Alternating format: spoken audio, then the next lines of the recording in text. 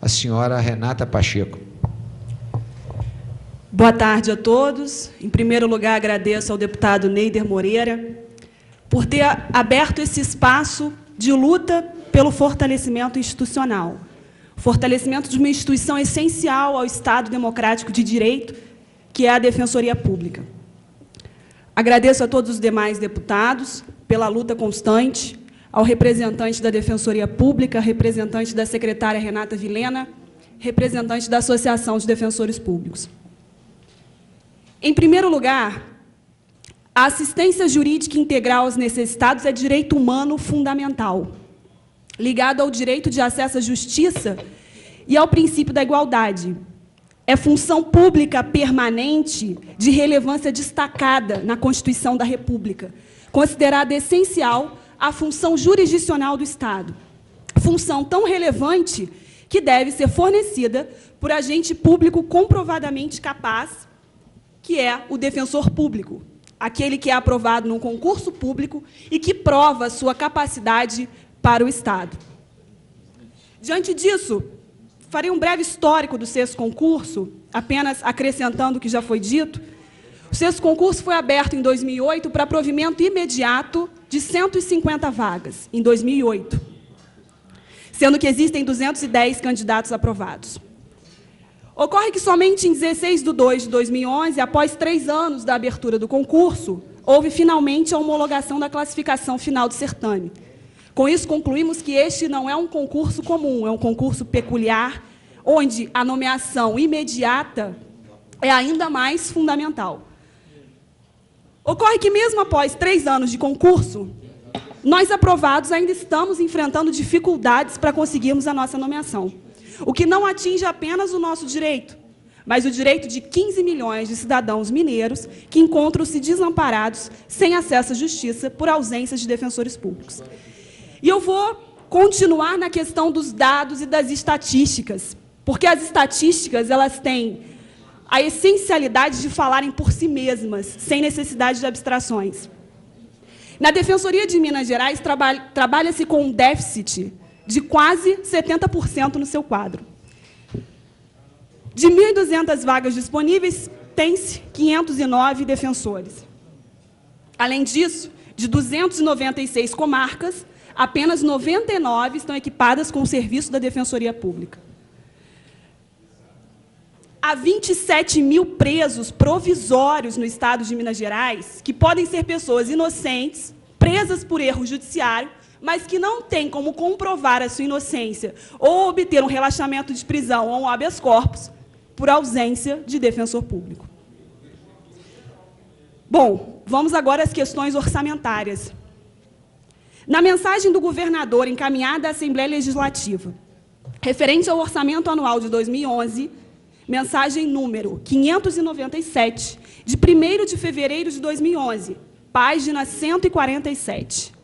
Destaca-se também a finalização do 6º concurso público para ingresso na carreira da Defensoria Pública, que elevará a composição do quadro de pessoal dessa instituição com mais 150 profissionais. A nomeação desses novos defensores, prevista para início de 2011, vai difundir ainda mais a política de assistência jurídica ao hipossuficiente de Minas Gerais, bem como melhorar o atendimento prestado. Orçamento esse, aprovado por esta Casa Legislativa, tomando o número da Lei 19.418. Como vemos, senhoras e senhores, o orçamento do Estado para 2011 prevê a dotação para a contratação de novos defensores públicos, aprovados no 6º concurso. Além disso, temos também a notícia veiculada no site oficial da Defensoria Pública em 10 de março de 2010, garantindo recursos para a nomeação de todos os aprovados. Apesar de tudo isso, estão atribuindo o fracionamento e a postergação de nossas nomeações a questões orçamentárias. Mas podemos ver que o que, de fato, emperra essa nomeação não são questões orçamentárias, e sim uma omissão constitucional no dever de investimento estatal na Defensoria Pública, havendo resistência política para o preenchimento de 700 cargos de defensores públicos que encontram-se vagos. assim como resistência para a criação de defensoria pública em mais de 200 comarcas mineiras que encontram-se sem defensoria pública. Fere-se, portanto, frontalmente o artigo 134 da Constituição da República, o artigo 130, parágrafo 2º da Constituição Mineira e o artigo 41 da Lei Complementar Estadual 65 de 2003. Em contrapartida, o Estado de Minas Gerais tem se valido de meios alternativos à defensoria pública para prestar assistência jurídica integral, o que é claramente inconstitucional, ao gastar milhões do erário público com a OAB Minas na contratação de advogados dativos, o que causa não só prejuízo ao erário público, mas viola o interesse público. De acordo com o jurista e defensor público do Rio Grande do Norte, Dr. Manuel Sabino, mesmo que os convênios com a Ordem dos Advogados do Brasil fossem um grande negócio econômico, e não são, ainda assim eles seriam totalmente inconstitucionais. É inadmissível que, por meio de um subterfúgio, pretenda-se a privatização de uma função essencial. Em consonância com esse entendimento, o Instituto Brasileiro de Advocacia Pública publicou uma carta aberta. É inconstitucional a utilização de profissionais não concursados para os cargos de instituições que cumprem funções essenciais à justiça, seja mediante convênios, seja mediante contratações precárias ou por outras fórmulas de juridicidade duvidosa e que contrariam o princípio do concurso público. APADEP, 2008, página 1ª. Na mesma linha, em 17 de outubro de 2008, o Procurador-Geral da República ingressou no Supremo Tribunal Federal com ação direta de inconstitucionalidade, questionando justamente os convênios da OAB de São Paulo com o governo do Estado. É curioso, senhoras e senhores, que para o pobre, para o necessitado, tudo pode ser improvisado. Admite-se a improvisação na defensoria pública através da figura de defensores dativos, defensores ad hoc, mas não são admitidas improvisações no Ministério Público. Por que não tem promotor ad hoc? Não são admitidas improvisações no Poder Judiciário? Não existe juiz temporário, juiz ad hoc, mas para a defensoria é para o pobre, não é? Negar ao cidadão um bom serviço público por sua condição social é inadmissível preconceito social. Ofende o princípio da moralidade administrativa. E em um país onde a imensa maioria da população necessita dos serviços de um defensor, utilizar meios criativos para não cumprir a Constituição, deixando de fornecer uma assistência jurídica de qualidade, é perseguir o inverso do bem comum, o inverso do interesse público. Não se está aqui negando a possibilidade de um advogado fornecer seus serviços gratuitamente. Está aqui se negando que o Estado pague essa conta, porque a Constituição determina que a assistência jurídica integral e gratuita deva ser fornecida pela Defensoria Pública. Nós viemos aqui hoje em busca de respostas. Esperamos não ouvir novamente o discurso da responsabilidade fiscal como subterfúgio à responsabilidade estatal e da Defensoria Pública de nomeação e posse imediata dos novos defensores públicos. O ato de nomeação é de responsabilidade da Defensora Pública Geral. Em Minas Gerais, com a edição da Lei Delegada número 179 de 2011, a Defensoria deixou de estar no rol de secretarias do governo, de órgão governamental. É instituição autônoma, independente. Esse reconhecimento da Lei 179 veio ao encontro do que já estava estabelecido na Lei Complementar 132 de 2009. Para a Associação Nacional de Defensores Públicos, a imediata aplicação da Lei Complementar 132, além de ser um imperativo legal, é uma medida essencial para o fortalecimento da Defensoria Pública. Assim como foi essencial a luta pela autoaplicabilidade e executoriedade imediata da Emenda Constitucional 45. Isso significa que a Defensoria Pública não está vinculada a nenhuma outra estrutura de poder. E qualquer vinculação se revela inconstitucional, na medida em que impede o pleno exercício de suas funções institucionais, dentre as quais se inclui a possibilidade de com vistas a garantir os direitos dos cidadãos, agindo com liberdade contra o próprio poder público. Bom, e já que o tema aqui foi a questão da responsabilidade fiscal, vamos falar de responsabilidade fiscal.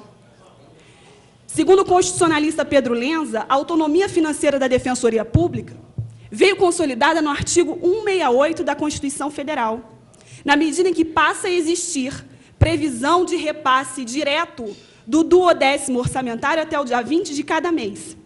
A negativa desse repasse configura, segundo as palavras do constitucionalista, descumprimento de ordem constitucional e, portanto, crime de responsabilidade, pela letra do artigo 85 da Constituição Federal.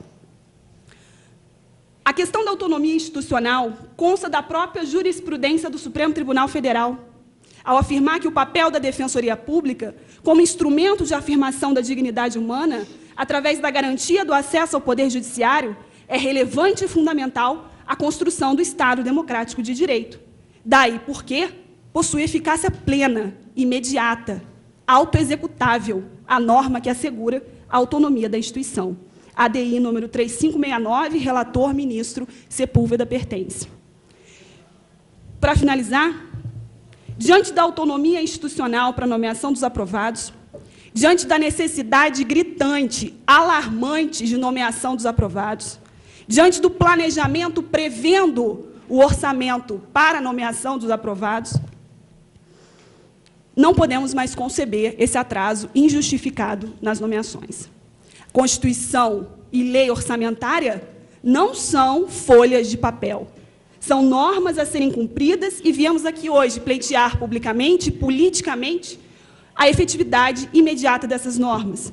Isso é apenas o mínimo que se pode fazer hoje pela Defensoria Pública, que existe um plano do dever ser de defensoria e fortalecimento institucional. Hoje estamos apenas no plano do ser, do que é possível agora ser feito, e é o mínimo.